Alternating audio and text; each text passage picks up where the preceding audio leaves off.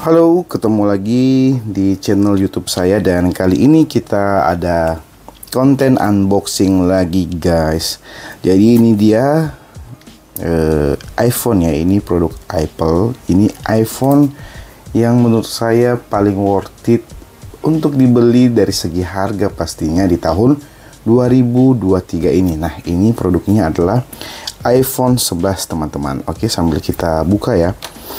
Jadi iPhone 11 ini menurut saya cukup menarik saat ini teman-teman, karena di kondisi barunya kita sudah bisa mendapatkan iPhone ini dengan harga kurang lebih 6 jutaan saja. 6 jutaan lebih lah, tapi tidak terlalu up ya. Jadi ini saya beli dari Tokopedia di harga sekitar 6 jutaan atau tepatnya sekitar 6,6 juta teman-teman. Yang varian 64. Wah, ini cukup tebal ya, perlindungannya tebal sekali. Ini dia, ini isinya dan perlindungannya cukup tebal, sangat tebal teman-teman. Oke, kita taruh dulu. Nah, ini saya beli di harga 6,6. Dari harga resminya saat ini di iBox sekitar 7 juta ya kalau saya tidak salah, dan lumayan worth it lah dengan harga yang sudah cukup turun ini untuk membeli iPhone 11 ini di tahun 2023 ini.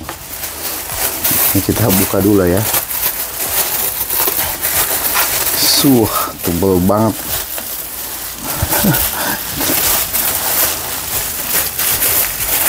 Oke, sellernya baik banget. Ini dikasih perlindungan yang ekstra teman-teman. Oke, ini dia si iPhone 11 nya, dan ini masih green peel ya, masih baru teman-teman. Ini saya taruh dulu. Nah, ini dia iPhone 11 warna hitam dengan kapasitas 64 GB. Nah, ini saya beli yang warna hitam ya, karena pilihannya itu hanya ada warna hitam dan warna putih. Padahal di awal rilis si iPhone 11 ini ada beberapa warna, dan saat ini hanya tersedia yang hitam dan putih saja. Ini juga berlaku saat kita cek di iBox, hanya ada 2 warna ini saja, tapi tidak masalah teman-teman. Kita butuh iPhone 11 nya saja. Dan menurut saya iPhone 11 ini sekarang sudah cukup worth it dari segi harganya ya.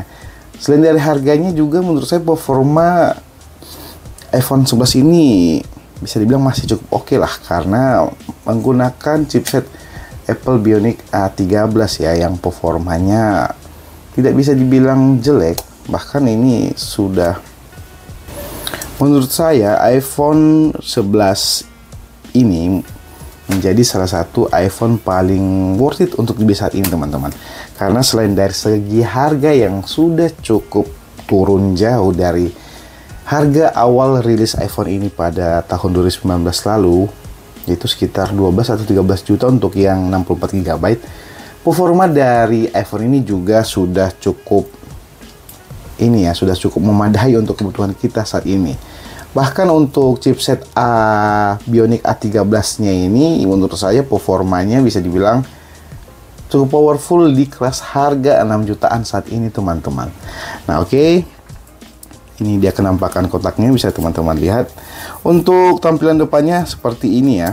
Ada gambar iPhone-nya, di bagian belakang ada kartu garansi di sini dan beberapa tulisan-tulisan Apple dan logo Apple juga di sini teman-teman. Nah, untuk bukanya tinggal tarik green peel ini saja, kita langsung buka ya. Kita buka iPhone 11-nya. Nah, ini dia teman-teman. Nah, ini yang beredar di pasaran saat ini hanya yang kotak tipis ini ya. Untuk yang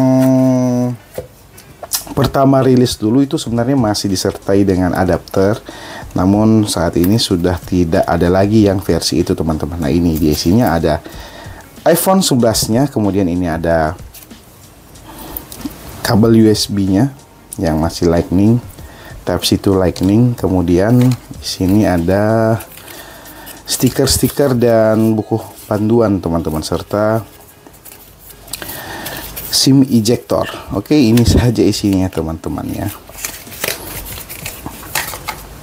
Nah, oke, kita buka dulu. Serp, ini dia iPhone 11 yang base model dengan kapasitas 64 GB. Kita nyalakan teman-teman.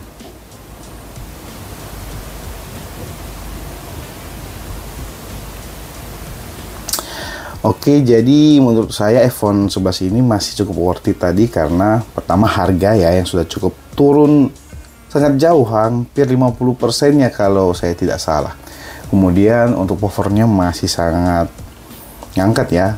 Ya seperti teman-teman tahu sendiri, performa dari chipset Apple Bionic A13 ini masih sangat ngangkat untuk tahun 2023 ini ya teman-teman. Dan kemudian menurut saya iPhone 13 ini punya kamera yang masih bisa diandalkan untuk kualitasnya, baik dari segi warnanya, dari detailnya, maupun dari stabilisasi videonya juga teman-teman. Oke, ini kita atur-atur dulu ya, kita setting-setting dulu si iPhone-nya teman-teman.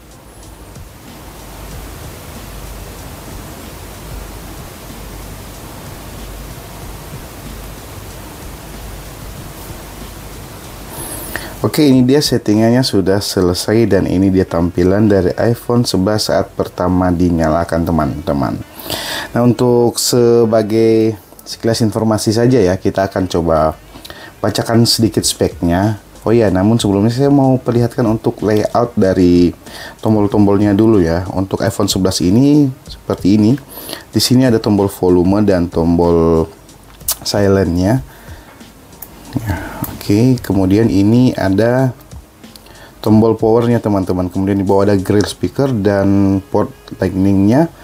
Kemudian di bagian atas kosong. Kemudian untuk SIM tray dari iPhone 11 ini ada di bawah sini ya.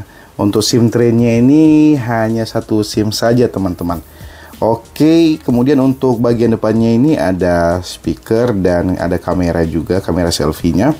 Lalu di bagian belakang ada dua buah kamera wide dan ultra wide dan serta satu LED flash, dan di sini ada logo Apple-nya juga teman-teman. Nah, kita coba cek untuk secara default sekarang iOS-nya dapat iOS apa ya?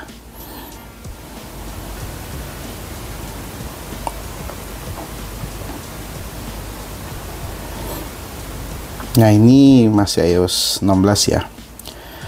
Secara update software ya, si iPhone 11 ini masih support saat ini, dan sepertinya tahun depan juga masih akan dapat update software teman-teman. Nah, mudah-mudahan sampai 2 tahun ke depan lah. Jadi bisa agak lama untuk menggunakan iPhone 11 ini. Nah, untuk spesifikasinya sendiri iPhone 11 ini untuk chipsetnya menggunakan Apple A13 Bionic ya dengan fabrikasi 7 nanometer. Kemudian untuk memori internalnya ada varian yang 64, 128 dan 256. Tapi yang tersedia saat ini untuk pembelian barunya hanya yang 64 dan 128, dan ini saya beli yang 64 GB-nya teman-teman. Untuk bodinya sendiri ini sudah frame aluminium, dan untuk bodi belakang sudah berbahan kaca ya, jadi terasa premiumnya teman-teman. Kemudian untuk layarnya ini masih menggunakan layar IPS LCD ya, namun untuk kualitasnya tidak bisa dibandingkan dengan IPS yang jelek teman-teman. Ini IPS yang levelnya menurut saya sudah jauh lebih baik ya. Jadi untuk layarnya ini menggunakan layar Liquid Retina IPS dengan kecerahan maksimal 625 nits dengan ukuran 6,1 inci teman-teman. Untuk layarnya sendiri sudah dilindungi oleh Corning Gorilla Glass teman-teman. Lalu untuk jaringannya masih 4G ya, itu yang cukup disayangkan, namun tidak terlalu ngaruh menurut saya saat ini. Dan untuk kameranya, untuk kamera di belakangnya ada dua buah kamera, yang kamera wide dan ultra wide dengan resolusi masing-masing 12 megapiksel. Nah, untuk videonya bisa sampai 4K di 60 fps teman-teman. Kemudian untuk kamera selfie-nya juga sama 12 megapiksel dengan kualitas video yang juga sama, bisa di 4K 60 fps. Lalu untuk speakernya sudah stereo juga teman-teman.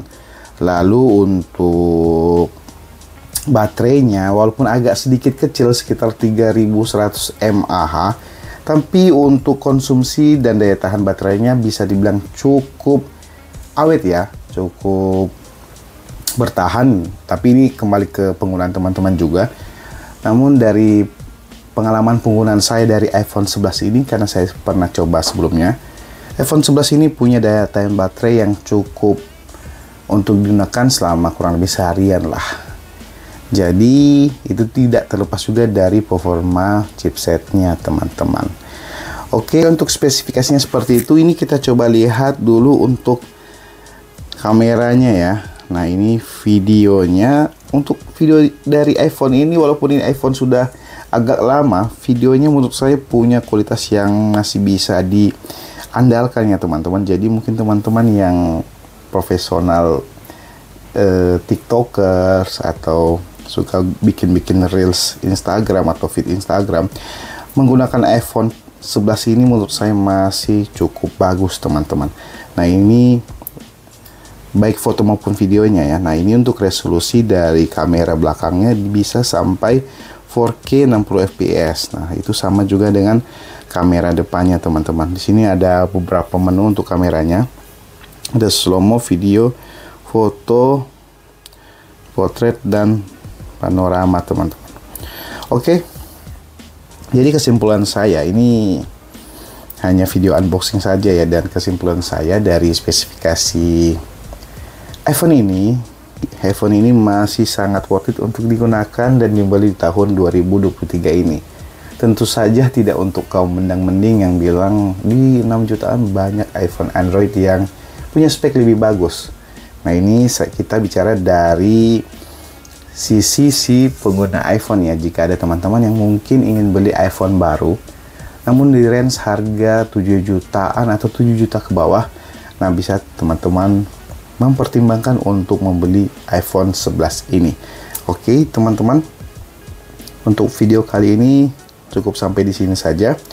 Semoga bisa memberi informasi lah untuk teman-teman yang mungkin sedang merencanakan untuk membeli iPhone 13 ini. Walaupun ini hanya video unboxing saja, tapi teman-teman bisa cek video saya yang lama, ada video review dari iPhone 11 di situ. Jadi sekian unboxing dari iPhone 11 kali ini. Terima kasih telah menonton video saya dari awal sampai selesai.